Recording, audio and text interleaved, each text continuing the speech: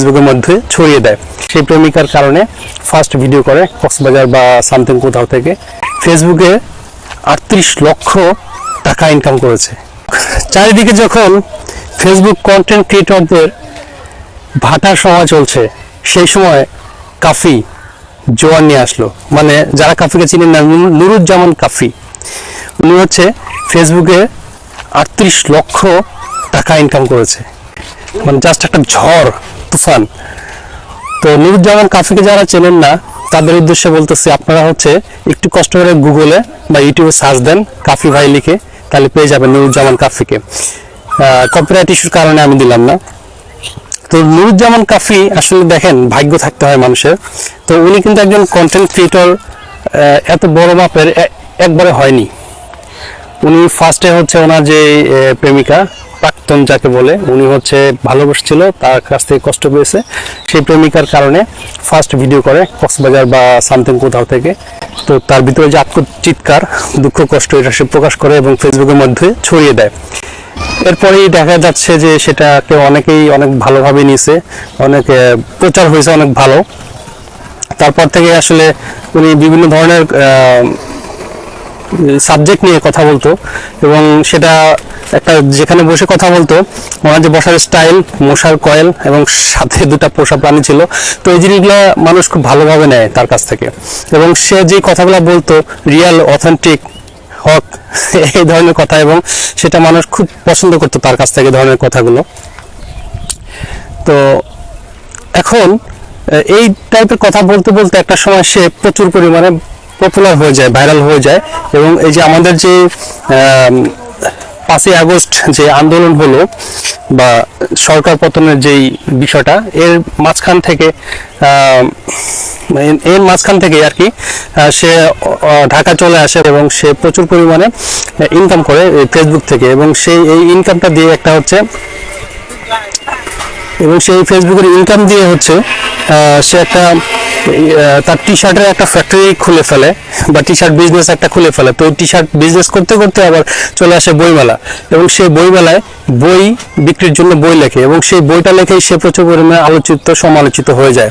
কারণ তার যে কবিতা, তার যে বইয়ের ভাষা, এবং তার ইদানিং যে সব নাট্য বা মেয়েদের সাথে তার যে রসালো সম্পর্ক, এই টাইপের জিনিসগুলো মানুষ ভালোভাবে নিচ্ছে না বা পছন্দ করতেছে না। এর কারণে নুরুজ্জামান কাফি ভাই অনেকটা মানুষের কি বল ভালোবাসা থেকে অনেকটা পিছিয়ে পড়ে বা অনেকটা কমে যায়। এর মাঝখান দিয়ে উঠে পড়ে আবার রিপন ভাই, রিপন মিয়া, আই এম রিপন ভিডিও, এটাই বাস্তব, হা হা হা, এই টাইপের ডায়লগ দেয়। তারপরে হচ্ছে তরমুজওয়ালা, মানে হচ্ছে ওই ওনার নাম হচ্ছে কি যেন, রানা নাকি, উনি হচ্ছে তরমুজ বিক্রি করে। তো সেই তরমুজের ভিডিও কিন্তু ভাইরাল হয়েছে যে ওই কিরে আগুন আগুন। তো আসলে এই টাইপের ভিডিওগুলো আসলে ভাগ্যের উপর ডিপেন্ড করে। হাজার হাজার লাখ লাখ কন্টেন্ট ক্রিয়েটর রয়েছে, ওরা তো আর আসলে ভাইরাল হতে পারতেছে না, ওরা তো এত পরিমাণ ইনকাম করতে পারতেছে না। যেখানে ফেসবুক একটা নতুন একটা আপডেট নিয়ে আসছে, এই আপডেটের কারণে হচ্ছে ইনকাম মোটামুটি সবারই বন্ধ আছে। তো বন্ধ আছে বলতে এখান থেকে শর্ট ভিডিও, রিলস, যেটা লং ভিডিও বা লাইভ ভিডিও, এখান থেকে ইনকাম হচ্ছে না, খুবই কম। সেখানে হঠাৎ করে নুরুজ্জামান কাফি একটা ঝড় তুলে দিল, এবং সে তার এত পরিমাণে ইনকাম দেখালো, সেটা ইম্পসিবল। তো একটা কথাই সবাইকে বলতে চাই, আসলে দেখেন, এটার পিছনে আসলে কারোর হাত নাই, এটা ভাগ্য।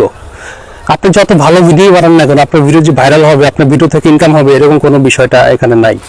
আবার দেখা গেছে আপনার একটা যে তরমুজ বিক্রি ভিডিও, হ্যাঁ, ওই কিরে মধু, এটা ভাইরাল হয়ে গেছে। তো এইগুলো আসলে একটা নসিবের বিষয় থাকে। মানুষ চেষ্টা করতে হবে, মানুষের চেষ্টার কোনো বিকল্প নেই। আপনি চেষ্টা করবেন, চেষ্টার ফলে একটা কিছু হবে। কিন্তু আপনার নসিব যদি এবং চেষ্টা যদি মিলে যায়, তাহলে দেখবেন একটা ব্লাস্ট হয়ে গেছে, একটা মানে ফান্ডা হয়ে গেছে। এইটা হচ্ছে টোটালি আপনার কি বলে রিজিক।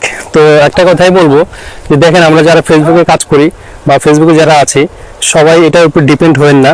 কারণ আদার্স কিছু সাইডে কাজ করার চেষ্টা করেন, বা আদার্স কিছু সাইড আপনি মূল হিসেবে রাখেন, এটা সাইড ইনকাম হিসেবে রাখেন।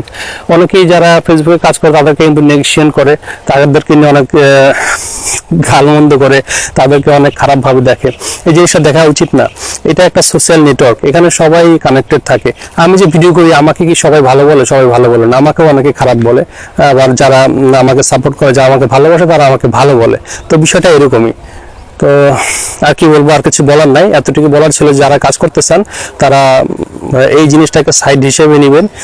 কারণ হচ্ছে যদি মূল বিষয় হিসেবে নিয়ে নেন, অনেক টাকা অনেক অর্থ অপচয় করলেন কিন্তু লাভ হলো না, তাহলে তো আসলে আমও গেল ছাড়াও গেল। তো জিনিসটা এমন হবে। আশা করি সবাই বুঝতে পারছেন। ভালো থাকবেন, সবাই সুস্থ থাকবেন, আমার জন্য দোয়া করবেন। আসসালামু আলাইকুম ওয়া রাহমাতুল্লাহ।